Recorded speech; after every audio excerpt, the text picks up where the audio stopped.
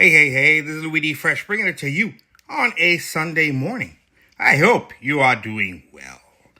This will air today, actually, on Sunday, November 2nd, 2025.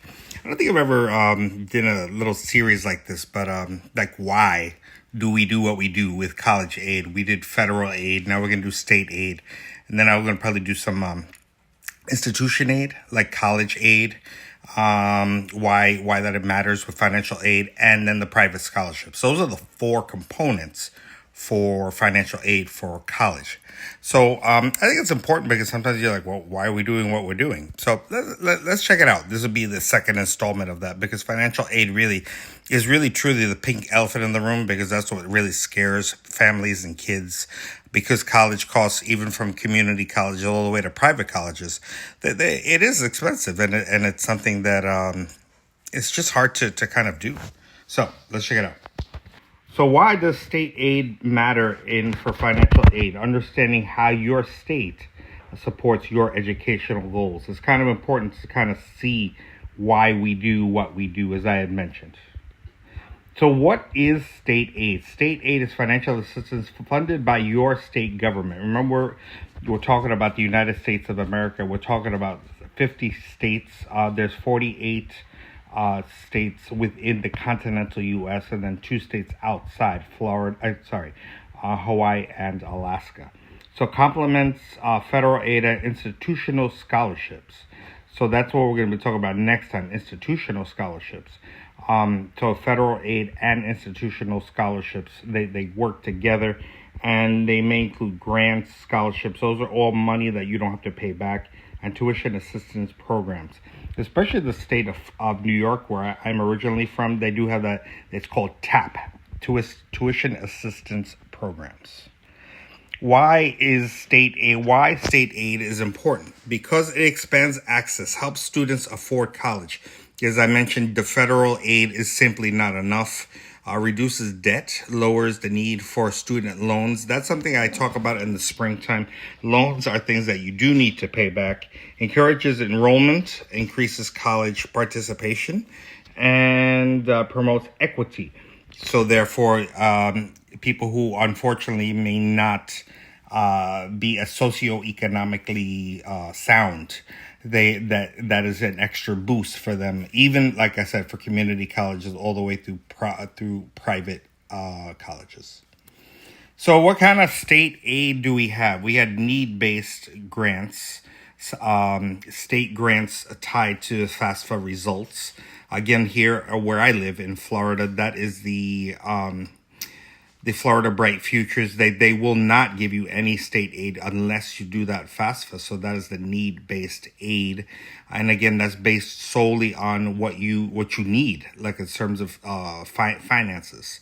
Merit, again, that's based on what you've earned in terms of your grades, in terms of your athletic abilities, your club participations. A merit-based aid based on academic extracurricular achievement. Work study programs, those are state-funded empowerment opportunities depending on your state, whether you have what is available, because what may be available in Montana is not available in Illinois. And specialized programs for teachers, nurses, or in-demand fields. Especially, again, I speak here for Florida, teaching, education, that is something that is very much in demand.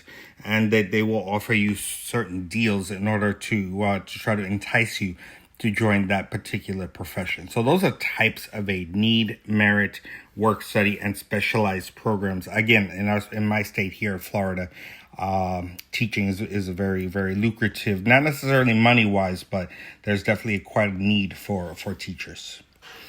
So, but here's the key: you need to apply. I can't do it for you. I know. To give a little shout out to Miss C in my volunteer school. She said that, we can present all this information and tell you what's available and show you how to get to it. Like I in my volunteer school, I have website has all the links, but you are the one who actually have to click the links, do what's there. So You need to, number one, you have to complete the FAFSA. If you don't complete the FAFSA, as I mentioned 3 weeks ago, that is the backbone, the foundation of all aid. If you don't complete it, they won't give you state aid. Submit the state aid application. Varies by state. Check the deadlines. Please check the deadlines. And maintains eligibility through the GPA and enrollment requirements.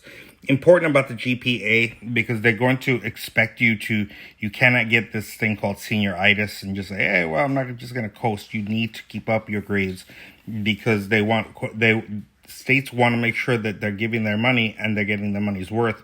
So you need to keep up your grades. Did I do that right? I think I did. All right. Benefits for students and families. It lowers the cost. That's really important. Lower the cost lower total college costs. Makes local colleges more affordable. Like in my case, the Miami-Dade College. Usually it'll run you probably about, I'm thinking out loud, 25, run you about at least $10,000 over the course of 2 years. US dollars. So it can get expensive. Or the University of Miami, since it's my local private school, that could easily run you 100, 200, at least $250,000. Yes, write that down, $250,000. So if you want to lower that cost, this is definitely one way to do that. Encourages staying and working within the state after graduation. So it does. Unfortunately, sometimes they'll actually penalize you. They penalized me with getting my master's degree in counseling and taking it from New York to Miami, to Florida. They actually did fine me for you taking my degree outside of the state of New York. So they really do want they want to keep you. They want to keep you. Often renewable for multiple years. Now with these things, again, we want to write this down for state aid, institutional aid, state aid, what we're talking about, private scholarships, all this.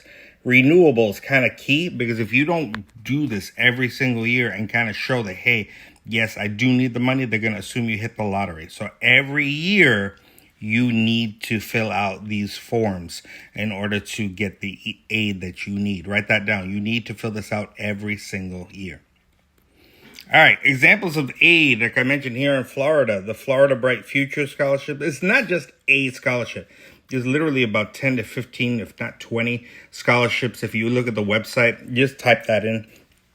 You see on the right-hand side, there's at least 10 to 15 scholarships based on the Florida Bright Futures. This is what I got in New York, the New York TAP, the Tuition Assistance Program. And that's what I got fined for taking my degree out of New York because they gave me money so I could get a degree. California Cal Grant, that's a one from California, and the Texas Grant Program. Those are all examples of state aid. So consult your state for further details. And key takeaways from all of this, the little light bulb, is the state aid is a crucial part of financial aid packages because you want to bundle, write that word down, bundle the federal aid, state aid, institutional aid, and private aid. Deadlines and requirements differ from state to state. Don't assume that because what is in Florida happens in Texas. Apply early and renew annually. This is really, really important. I mentioned it earlier. Please write that down. You need to apply and renew annually or else they think you hit the lottery. Visit your state's higher education website for details because that way each state has varying requirements. And resources, studentaid.gov, that takes you right to the FAFSA. That's really important. Like I said one more time, that is the backbone of all of this. Your state's Department of Education or higher education agency website. Again, use Google, use ChatGPT as your best friend. Write down what literally your state and then Department of Education. Consult your friendly school counselor and college financial aid officers because they will tell you a little bit better of what things you may be eligible for based on your socioeconomic status. And in 9 minutes and 53 seconds, that's all I got.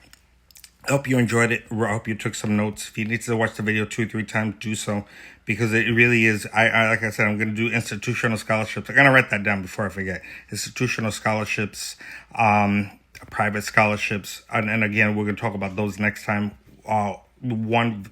Next 2 weeks from now, then another 2 weeks. Why do we do what we do? Because many times it's not explained. So in 10 minutes and 22 seconds, I will bid you adieu and have a wonderful week. This is Louis D. Fresh.